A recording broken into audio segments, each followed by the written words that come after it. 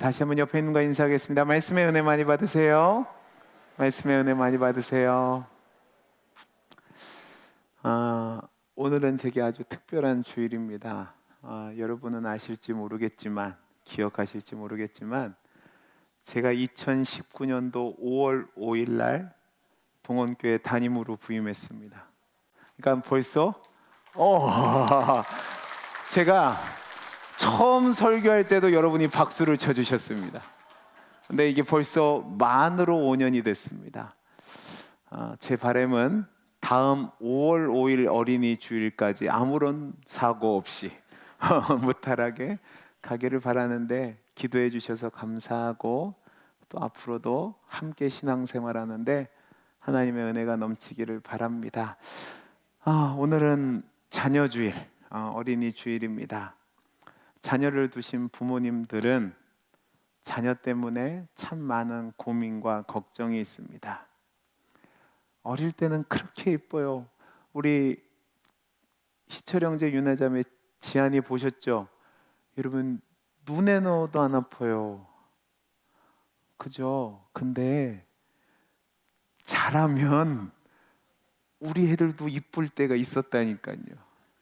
근데 자라면 걱정거리가 되고 아픔이 될 수 있으니까 고민하고 걱정하는 겁니다. 제가 신방을 하면 나이 드신 권사님이나 중년의 우리 성도님들이나 다 하나같이 기도 제목 가운데 빠짐없이 나오는 게 뭐냐면 자녀 문제입니다. 제가 이 설교를 준비하면서 책을 좀 읽어봤는데, 스코틀랜드라는 나라의 속담이 있는데 이렇습니다. 자식이 어릴 때는 그 재롱으로 부모의 두통을 없애주고, 자라서 성인이 되면 부모에게 근심 걱정이 돼서 두통거리를 만들어준답니다. 진짜 그런 것 같습니다. 요즘 대한민국에 유행하는 TV 프로그램이 하나 있는데, 그 중에 하나가 뭐냐면 오은영 박사님이 나와서 하는 금쪽 같은 내 새끼예요. 보신 적 있으시죠? 여러분, 만약에 그 상상할 수 없는 금쪽이들이 여러분 자식이라면 어떻게 하시겠습니까? 그러니까 그것들을 보면서 자식 낳는 게 두렵고 키우는 게 겁이 나는 거죠. 그 아이들 모두가 부모가 잘못 양육해서 부모 때문에 상처를 받아서 그렇게 됐다고 하는데, 그러면 어떻게 하면 자녀들을 상처 주지 않고 잘 키울 수 있을까? 여러분, 제가 말씀드린 것처럼 제가 박사과정 전공이 부모 교육이고 자녀 상담입니다. 그리고 제가 목사예요. 여러분보다 성경을 조금 더 알지 않을까요? 근데 우리 아이들이 끄떡한 하면 아빠 탓이래요. 이건 뭘 얘기하냐고요. 답답하겠죠, 그죠? 자녀들을 키우신 부모님들 다 마찬가지일 겁니다. 잘 키우셨습니까? 아니면 근심과 걱정이 있으십니까? 잘 키웠든 근심과 걱정이 있든 부모는 늘 자녀 때문에 걱정하고 고민합니다. 자, 그러면 오늘 설교 제목을 보세요. 오늘 설교 제목이 좋은 부모가 되는 법입니다. 자, 그러면 어떤 부모가 좋은 부모일까? 여러분에게 질문을 하나 해보겠습니다. 여러분이 생각하는 좋은 부모는 어떤 사람입니까? 그리고 이 질문의 대답은 아이들의 입장에서 생각하는 좋은 부모가 아니라 하나님이 우리에게 알려주시고 바라는 뜻 가운데 이야기하는 좋은 부모입니다. 아이들이 바라는 좋은 부모는 어쩌면 돈이 많은 부모를 첫 번째로 꼽을 수 있습니다. 돈이 많아서 자녀들이 원하는 것, 바라는 것 조금도 주저함 없이 딱딱딱 해주는 부모가 있다면, 여러분, 그런 부모를 둔 자녀는 정말 큰 복이 된다고 생각이 됩니다. 하고 싶은 것, 또 바라는 것 주저없이 할 수 있으니까 아이들 입장에서는 좋은 부모를 만날 수 있다고 할 수 있죠. 요즘 우리 사회에서 쓰는 말 중에 하나가 운동장이 기울어졌다는 표현입니다. 이 얘기는 뭐냐면, 가난한 아이들은 가난한 부모를 두어서 대물림할 수밖에 없는 현상이라는 겁니다. 실제로도 우리나라 최고의 대학을 다니는 학생들을 조사해 보니까 전적으로 부모의 능력과 부가 아이들에게 세습되고 있다는 것을 확인했습니다. 그러니까 지금 이 시대는 개천에서 용난다는 말은 있을 수 없는 시대가 되고 있어요. 그러니까 여러분, 부모의 돈이, 부모의 힘이 얼마나 자녀들에게 유익하겠습니까?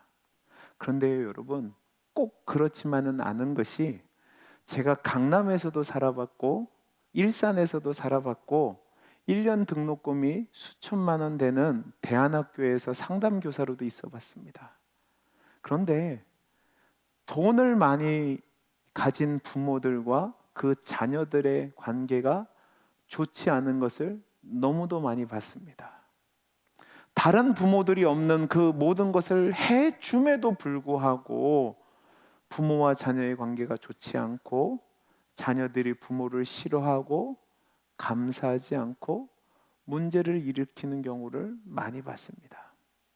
제가 기독교 방송에서 나오는 설교를 한 편 들었는데 그 목사님이 아주 흥미로운 얘기를 하셨습니다. 요즘 우리나라도 많은 사람들이 유산을 기부하는 것에 대해서 관심을 갖고 상담을 받는다고 합니다. 그런데 제 관심을 끌었던 건 뭐냐면 그 유산 기부의 동기입니다. 그게 아주 이상해요. 우리가 보통 생각할 때 유산을 기부한다고 하면 자신의 유산이 민족과 사회와 어떤 집단에 유용하게 사용되고 도움이 됐으면 좋겠다라는 의도를 가지고, 그러니까 좋은 생각을 가지고 기부할 거라고 생각하는데요. 저도 그런 줄 알았거든요. 그런데 실제로 보면 아주 많은 사람들이 유산을 기부하려는 이유가 자신의 법적인 상속인, 그러니까 배우자나 자식들에게 유산을 주고 싶지 않아서 문의를 한다고 합니다. 놀라지도 않으세요. 왜냐하면 나랑 상관없죠, 그죠? 우리는 줄 게 없으니까. 근데 여러분, 이건 이상한 겁니다. 여러분, 내 돈이 내 자녀, 내 아내에게만 가지 않으면 좋겠다는 생각 때문에 기부를 한다니까요. 이 얘기가 뭐냐? 돈을 많이 가지고 있는 사람들 중에서도 자녀와의 관계가, 가족 간의 관계가 좋지 않다라는 것에 반증이 되는 겁니다. 자, 그러면 어떤 부모가 좋은 부모, 최고의 부모가 될 수 있을까? 여러분, 정말로 자녀에게 좋은 것을 주는 부모는 어떤 부모일까요? 부모가 큰 회사의 CEO면 떵떵거리고 살면 우리 아버지 최고라고 얘기할까요? 부모가 유명 연예인이고 인기인이 되면 우리 아버지 최고라고 얘기할까요? 아니면 좋은 차에 태워서 좋은 학교와 좋은 학원들을 다니게 하면 최고의 부모라고 할까요? 아니면 좋은 대학에 보내기 위해서 어릴 때부터 혹독하게 학원들을 보내게 하고 억지로라도 공부시켜서 성공하게 하면 좋은 부모라고 할까요?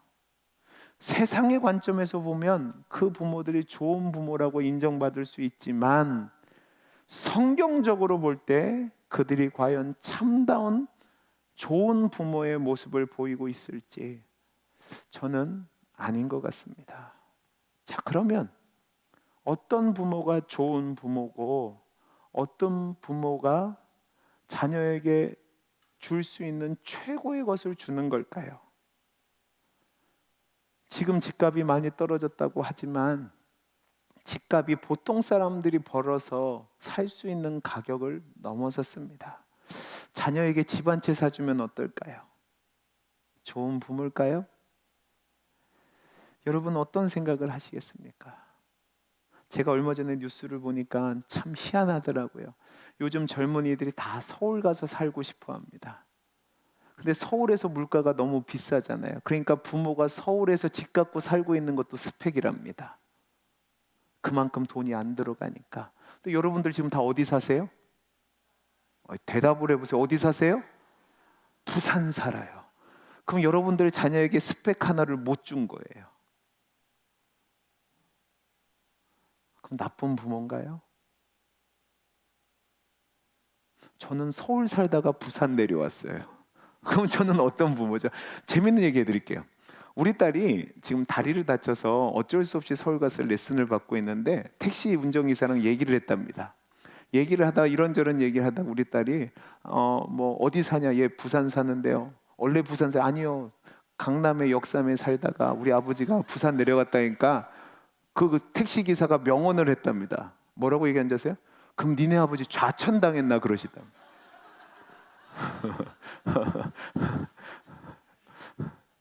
이런 시대가 됐어요. 여러분, 그러면 뭐가 자녀에게 줄 수 있는 가장 최고의 선물이고 무엇을 주는 것이 좋은 부모일까? 여러분, 답을 말씀드리면 사랑입니다. 부모가 자녀에게 줄 수 있는 최고의 선물은 사랑이고, 또 자녀가 부모에게 기대해야 될 최고의 선물도 사랑입니다.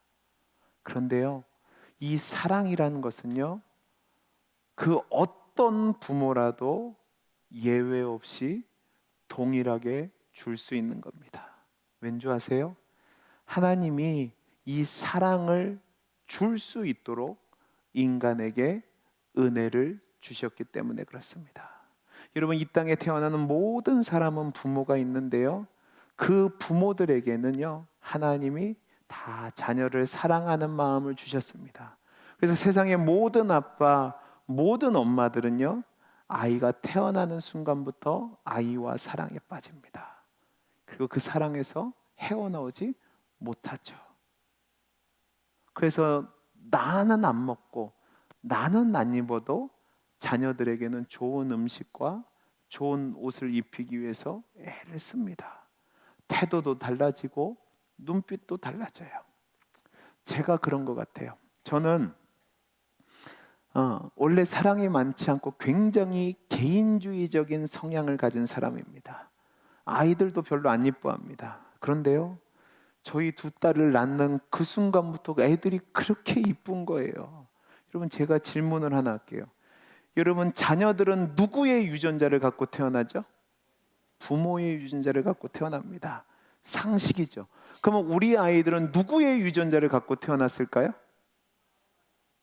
질문이 어려워요? 자, 우리 아이들이 누구의 유전자를 갖고 태어났어요?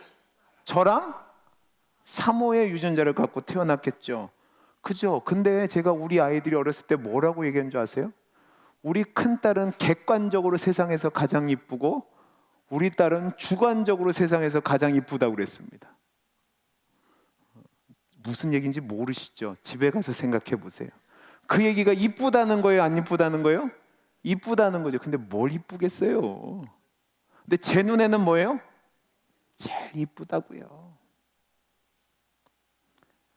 모든 부모가 다 그렇습니다.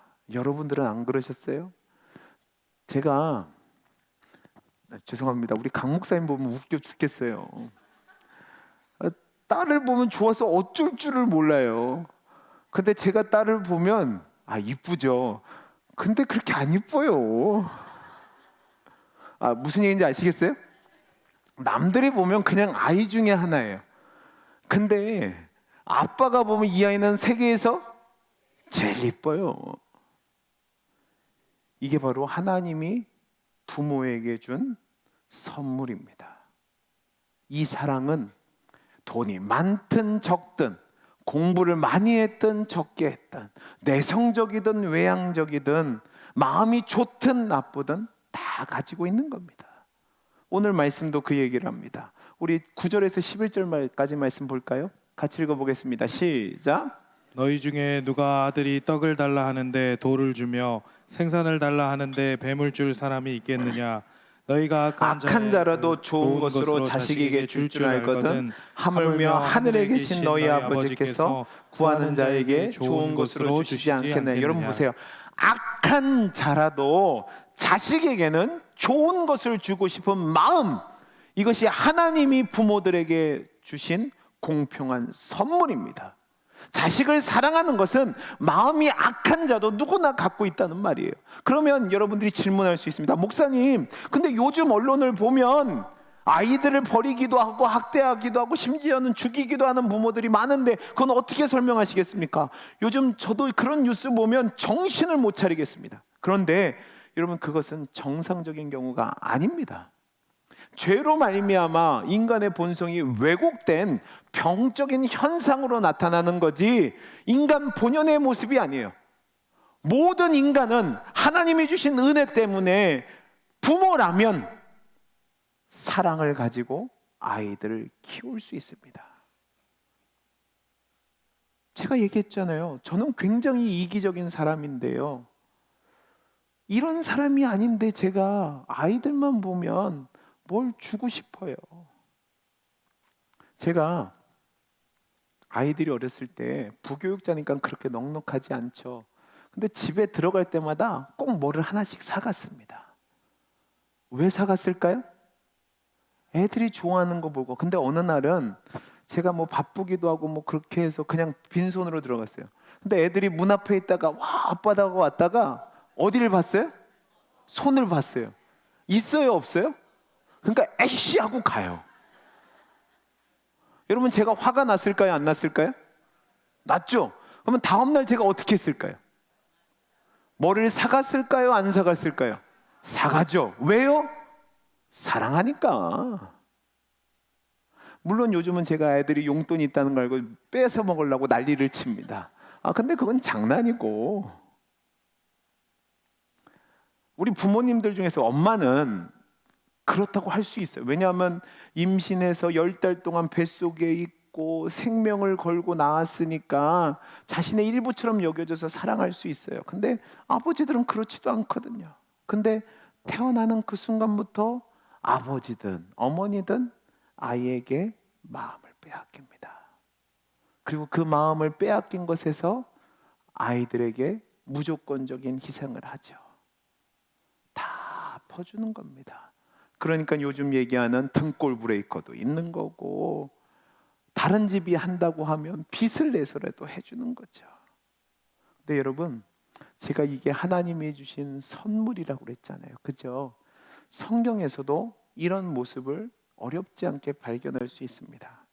우리 오늘은 한 두세 군데만 찾아볼 거예요. 우선 사무엘하 18장 31절에서 33절입니다. 우리 같이 한번 읽어볼까요? 시작. 구스 사람이 이르러 말하되 내 주 왕께 아랠 소식이 있나이다. 여호와께서 오늘 왕을 대적하던 모든 원수를 갚으셨나이다 하니, 왕이 구스 사람에게 묻되 젊은 압살롬은 잘 있느냐? 구스 사람이 대답하되 내 주 왕의 원수와 일어나서 왕을 대적하는 자들은 다 그 청년과 같이 되기를 원하나이다 하니, 왕의 마음이 심히 아파 문 위층으로 올라가서 오니라. 그가 올라갈 때 말하기를 내 아들 압살롬아, 내 아들, 내 아들 압살롬아, 차라리 내가 너를 대신하여 죽었다면 압살롬 내 아들아, 내 아들아 하였더라. 여러분, 이 말씀은 압살롬이 반역을 일으켰다가 요압의 손에 죽었다는 구스 사람의 이야기를 듣고 애통해하는 다윗의 모습을 보여줍니다. 여러분, 다윗의 입장에서 보면 이 압살롬은 있을 수 없는 아들입니다. 다윗을 죽이려 반역을 저질렀고요, 백주 대낮에 다윗의 첩들 10명을 융간을 했습니다. 뿐만 아니라 다윗을 죽이고 왕위에 오르려고 하던 반인륜적인 모습을 보였습니다. 그런데 그 아들이 죽었다는 얘기를 듣고 목 놓아 오는데 뭐라고 오느냐? 내 아들 압살롬아, 차라리 내가 너를 대신해서 죽었으면 좋았을 텐데라고 합니다. 여러분 생각해 보세요. 다윗이 만약에 다른 사람이라면 이렇게 안타깝게 울었을까요? 아니요. 왜 울어요? 아들이니까. 아무리 페루나라 할지라도 내 아들이 죽은 것에 대해서 안타까워하는 거, 이게 부모의 마음입니다. 우리 열왕기상 3장 한번 가보죠. 열왕기상 3장 25절에서 27절까지 말씀인데요, 25절, 26절만 우리 같이 한번 읽어보겠습니다. 시작. 왕이 이르되 사나이를 둘로 나누어 반은 이 여자에게 주고 반은 저 여자에게 주라. 그 산 아들의 어머니 되는 여자가 그 아들을 위하여 마음이 불붙는 것 같아서 왕께 아뢰어 청하건대 내 주여 사나이를 그에게 주시고 아무쪼록 죽이지 마옵소서 하되 다른 여자는 말하기를 내 것도 되게 말고 내 것도 되게 말고 나누게 하라 하는지라. 여러분, 이 말씀은 열왕기상 3장 16절부터 27절까지 이어지는 그 유명한 솔로몬의 재판의 이야기 중 마지막 부분입니다. 두 여인이 같은 시기에 아이를 낳았어요. 근데 한 여인이 자다가 그 아이에 누워서 그 아이가 죽게 됩니다. 근데 아이를 키우고 싶은 마음이 있으니까 남의 아이를 가져다가 자기 아이라고 한 거예요. 그래서 분쟁이 일어나서 결국 솔로몬 왕위까지 왔습니다. 오늘날이야 거짓말 탐지기를 하거나 아니면 유전자 검사를 해서 어렵지 않게 확인할 수 있지만 이때 당시는 과학이 발전되어 있지 않으니까 이게 어려운 문제가 되는 거예요. 이때 하나님이 주신 지혜를 가지고 있던 솔로몬이 칼을 가지고 아이를 반으로 자르라고 합니다. 진짜 엄마는 그 얘기를 듣자마자 오늘 말씀에 있는 것처럼 마음에 불 붙는다는 것 같아서 그만하게 합니다. 아이를 죽게 하느니 차라리 자신의 아이를 포기한다는 거죠. 가짜 엄마는 전혀 그러지 않습니다. 죽어도 상관없습니다. 그래서 솔로몬이 진짜 엄마를 찾아내요. 근데 여러분, 여기서 주목할 것이 있는데 이 두 여인의 직업이 창녀입니다. 몸을 팔아서 생계를 이어가는 창녀도 유대인들은 죄인이라고 불렀습니다. 자, 보세요. 죄인이라고 낙인 찍힌 이 두 여인 중에서 아이의 엄마, 그 엄마도 아이를 향한 사랑과 희생은 차이가 없는 겁니다. 그 차이 없는 사랑을 가지고 솔로몬은 진짜 엄마를 찾아낸 거죠. 마지막 예를 볼까요? 누가복음 15장입니다. 누가복음 15장에 나타나는 얘기인데 20절부터 한번 읽어보죠. 20절부터 24절까지 한번 읽어보겠습니다. 시작. 이에 일어나서 아버지께로 돌아가니라. 아직도 거리가 먼데 아버지가 그를 보고 치근히 여겨 달려가 목을 안고 입을 맞추니 아들이 이르되 아버지 내가 하늘과 아버지께 죄를 지었사오니 지금부터는 아버지의 아들이라 일컬음을 감당하지 못하겠나이다 하나 아버지는 종들에게 이르되 제일 좋은 옷을 내어다가 입히고 손에 가락지를 끼우고 발에 신을 신기라. 그리고 살찐 송아지를 끌어다가 잡으라. 우리가 먹고 즐기자. 이 내 아들은 죽었다가 다시 살아났으며 내가 잃었다가 다시 얻었노라 하니 그들이 즐거워하더라. 여러분, 탕자의 비유의 마지막 부분입니다.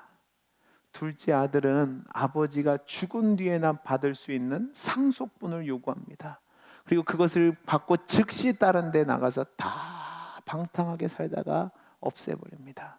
그래서 굶주려 죽게 된 상황이 되자 아버지께 돌아왔어요. 근데 이 아버지의 모습을 보시기 바랍니다. 집안에서 기다리고 있는 아버지가 아니라 매일같이 마을 어귀에 나가서 아들이 돌아오기만을 기다리고 있습니다. 뭐가 이쁘다고요? 그러나 이 아버지는 계속 기다리다가 멀리서 아들이 처량한 모습으로 이러지도 못하고 저러지도 못하고 하는 모습을 보자마자 달려가서 그 아이를 안아주고 무릎을 꿇고 용서를 비는 아들을 일으켜 세워서 입을 맞추고 옷을 입히고 신발을 신기고 반지를 끼워주고 짐승을 잡아 잔치를 벌입니다. 저는 이 얘기와 관련된 그림을 하나 보여드릴게요. 여러분, 이 그림은 빛의 마술사라고 하는 네덜란드의 거장 렘브란트의 작품인데 제목이 탕자의 귀향입니다. 이 그림을 보시면 명작 중에 명작이거든요. 그래서 이 그림만을 가지고 이 그림을 묵상해서 책을 쓴 분도 있습니다. 저도 이 그림을 참 좋아하는데 여러분, 이 그림을 보면 제가 빛의 마술사라고 했는데 빛이 있는 부분을 한번 보세요. 이 빛이 있는 부분을 보면 한 사람이 무릎을 꿇고 있습니다. 근데 그 무릎을 꿇는 사람을 보시면 한 발에는 신발이 없습니다. 신발이 벗겨져 있고 다른 한 발을 보면 헤어진 신발을 신고 있습니다. 그리고 무릎을 꿇고 아버지에게 엎드려져 있습니다. 그런데요, 이 아들을 향해서 아버지가 두 손을 이렇게 내밀어서 등을 껴안고 있어요. 네, 이 부분이 가장 하이라이트를 두고 있는데 아마 렘브란트가 가장 강조하고 싶었던 부분 같아요. 네, 제 눈길을 끄는 부분인데 그게 뭐냐면 이 아버지의 손입니다. 아들의 등에 손을 얹고 있는데 그 손을 가만히 보시면 핏줄과 힘줄이 보입니다. 핏줄과 힘줄이 보인다는 얘기는 그냥 손을 얹은 것이 아니라 힘을 줘서 아들을 감싸고 있는 거예요. 이게 뭐냐면 다시는 가지 마라. 다 괜찮다. 내가 너를 사랑하니까 다 괜찮다 하는 겁니다. 여러분, 이게 아버지의 마음입니다. 여러분, 이 부모의 마음은 하나님이 인간에게 주신 선물이고요. 또 이 사랑의 마음이야말로 자녀에게 있어서 최고의 부모, 좋은 부모가 주는 가장 귀한 것입니다. 여러분, 제가 보니까 제가 20년을 청소년 사역을 했습니다. 그리고 학교에서도 가르쳐 봤는데요, 사랑을 듬뿍 받고 자란 아이는 다릅니다. 아무리 힘들고 어렵고 실패된 일이 있어도 그 아이는 세상을 살아갈 힘과 용기가 있습니다. 자, 그러면 이제 질문. 우리가 자녀들에게 사랑을 줘야 되는데 그 사랑은 어디서 오고 어떻게 나눠줄 수 있을까? 여러분, 오늘 말씀 11절입니다. 우리 같이 한번 읽어보죠. 시작. 너희가 악한 자라도 좋은 것으로 자식에게 줄 줄 알거든 하물며 하늘에 계신 너희 아버지께서 구하는 자에게 좋은 것으로 주시지 않겠느냐. 아멘. 여러분, 이 말씀을 보면 하물며 하늘에 계신 너희 아버지라는 표현이 나옵니다. 나쁜 아버지도 사랑을 해요. 그런데 하늘의 하나님의 사랑과는 비교할 수 없다는 거죠. 하늘의 하나님은 저와 여러분의 아버지가 되셔서 우리에게 비교할 수 없는 사랑을 주신다는 겁니다. 이 부분에 대해서 요한은 요한일서 4장 7절에서 9절에서 이렇게 얘기합니다. 들어보시기 바랍니다. 사랑하는 자들아, 우리가 서로 사랑하자. 사랑은 하나님께 속한 것. 자, 사랑이 누구에게 속했대요? 하나님께 속한 것이니 사랑하는 자마다 하나님으로부터 나서 하나님을 알고 사랑하지 아니하는 자는 하나님을 알지 못하나니 이는 하나님은 뭐래요? 사랑이심이라. 하나님의 사랑이 우리에게 이렇게 나타난 바 되었으니 하나님이 자기의 독생자를 세상에 보내심은 그로 말미암아 우리를 살리려 하심이라. 여러분, 하나님은 사랑이라고 정의를 내립니다. 그 사랑의 근원이 하나님께 있던 거죠. 그 하나님의 사랑이 어떤 사랑이냐? 죄로 인해 원수되었던 우리를 살리기 위해서 자신의 하나밖에 없는 아들 독생자 예수 그리스도를 보내어서 죽게 하실 정도의 사랑입니다. 그 사랑을 받은 우리만이 진정한 사랑을 할 수 있다라는 거죠. 그리고 그 사랑을 하는 자가 하나님께 속한 자라는 겁니다. 사랑하는 성도 여러분, 여러분이 부모로서 자녀에게 하나님의 사람으로, 하나님을 아는 사람으로, 하나님께 속한 사람으로 줄 수 있는 가장 최고의 선물이 뭐냐? 바로 여러분의 사랑을 자녀들에게 보여주는 겁니다. 왜요? 그 사랑을 통해서 여러분 자녀에게 누구를 보여줘요? 하나님을 보여주기 때문에 그렇습니다. 여러분 자녀에게 줄 수 있는 가장 큰 축복이 뭐냐?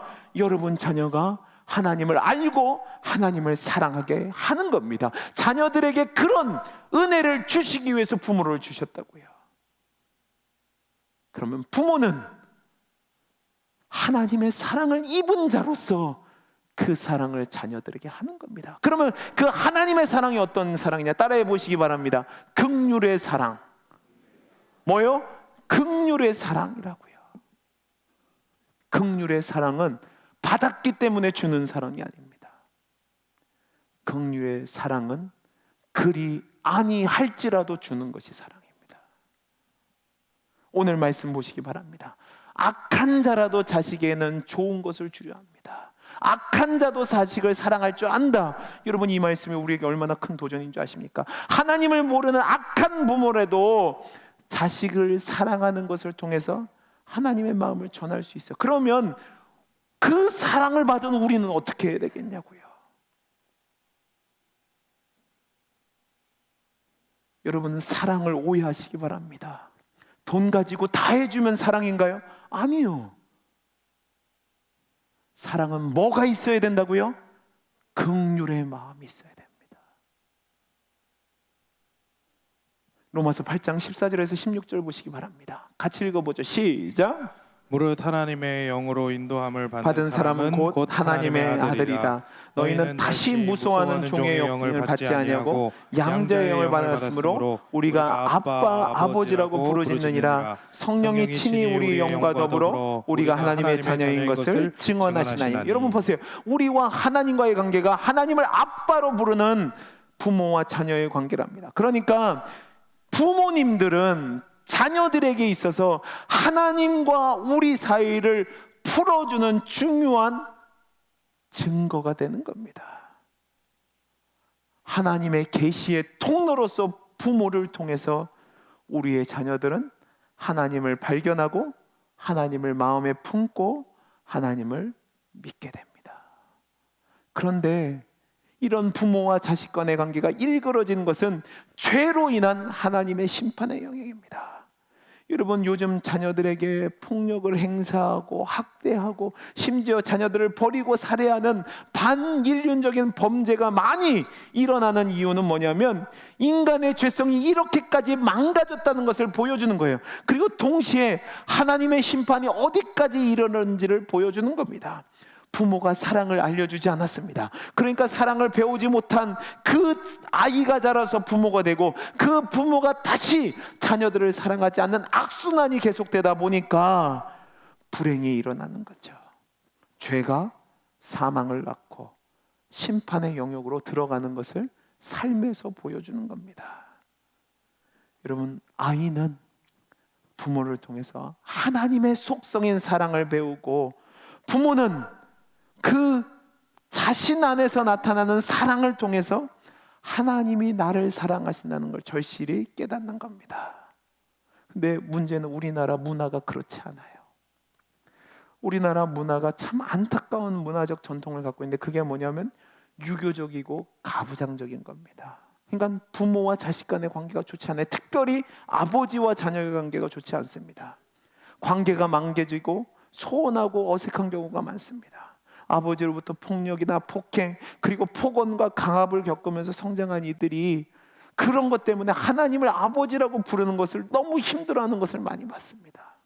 하나님을 아버지라고 불러야 되는데 나에게 힘들게 했던 아버지가 떠오르니까 차마 못하는 거죠. 이것은 아버지가 잘못한 겁니다. 부모가 자녀에게 하나님 사랑을 제대로 알려주지 못하니까 하나님을 전하는 도구로 살지 못하니까 이런 문제가 일어났어요. 그러나 아직 늦지 않았습니다. 지금도 할 수 있어요. 그게 오늘 말씀 7절 8절 말씀입니다. 우리 같이 한번 읽어볼까요? 시작. 구하라 그리하면 너희에게 주실 것이요 찾으라 그리하면 찾아낼 것이요 문을 두드리라 그리하면 너희에게 열릴 것이니 구하는 이마다 받을 것이요 찾는 이는 찾아낼 것이요 두드리는 이에게는 열릴 것이니라. 여러분, 하나님 앞에 구하시는 여러분 되기를 바랍니다. 하나님 안에서 방법을 찾으시고 지금이라도 문을 두드리는 것처럼 자녀들을 긍휼의 마음으로 사랑해 보시기 바랍니다. 하나님께 기도하고 방법을 찾고 사랑을 행하면 아무리 늦었다라고 생각하는 그 순간에 하나님이 역사하십니다. 말씀을 마치겠습니다. 여러분, 우리의 아이들은, 우리의 다음 세대들은 부모를 통해서, 어른들을 통해서 하나님을 만납니다. 부모를 통해서 하나님의 사랑을 배워갑니다. 부모의 가장 큰 역할은 부자로 만들어주는 것도 아니고 영향력이 있는 리더로 만들어주는 것도 아니고 좋은 대학에 들어가게 만드는 것도 아니고 큰 권력을 유산으로 남겨주는 것도 아닙니다. 세상적으로는 필요하다고 있을 수 있지만 그것이 진짜 아이들에게 복이 아닙니다. 진짜 복이 무엇이냐? 아이들에게 사랑이 무엇인지 알게 해줘요. 그를 통해서 하나님을 알게 하는 겁니다. 여러분, 여러분의 못한 한을 풀기 위해서 자녀들을 함부로 대하지 마시기 바랍니다. 돈으로서 모든 것을 퉁치려고 하지 마시기 바랍니다. 여러분의 성공 때문에 자녀들을 포기하지 마시기 바랍니다. 여러분이 할 수 있는 모든 것을 동원해서 자녀들을 사랑할 수 있게 되기를 간절히 소원합니다. 이것이 전도이고 선교이고 가장 큰 선물이고 좋은 부모가 되는 겁니다. 그 모습을 통해서 하나님의 인내하심이 무엇인지, 하나님의 자비하심이 무엇인지, 하나님의 기다리심이 무엇인지, 하나님의 긍휼이 무엇인지를 자녀들에게 전수해 주십시오. 그것이 여러분이 자녀에게 줄 수 있는 가장 큰 선물입니다. 목사님, 저는 자녀가 없는데요, 나랑 상관없는 건가요? 아니요. 교회 안에 있는 우리 아이들에게, 또 우리 교회에 있는 부모님이 온전하지 않는 그 가정의 아이들에게, 우리의 후배들에게 사랑을 나누어 주십시오. 그렇게 다음 세대를 사랑함으로 하나님이 어떤 분이신지를 전수하는 책임이, 의무가 우리에게 있는 겁니다. 저는 우리 동영교회 모든 성도님들의 가정에서 우리가 진정으로 우리의 다음 세대를 사랑함으로 말미암아 우리의 다음 세대가 하나님을 알고 하나님을 믿고 하나님 안에 거하는 진정한 복을 나누어주는 축복의 통로가 될 수 있기를 간절히 소원합니다. 기도하겠습니다. 사랑이 많으신 하나님 아버지, 자녀 주일에 정말로 좋은 부모가 되기 위해서 필요한 것이 사랑임을 배웠습니다. 하나님이 우리를 사랑하셨던 그 긍휼의 사랑으로 우리 자녀들을 사랑하게 해 주옵소서. 우리의 다음 세대를 사랑하게 해 주옵소서. 은혜 주시기를 소원하며 감사하며 사랑 많으신 예수님 이름으로 기도하옵나이다. 아멘.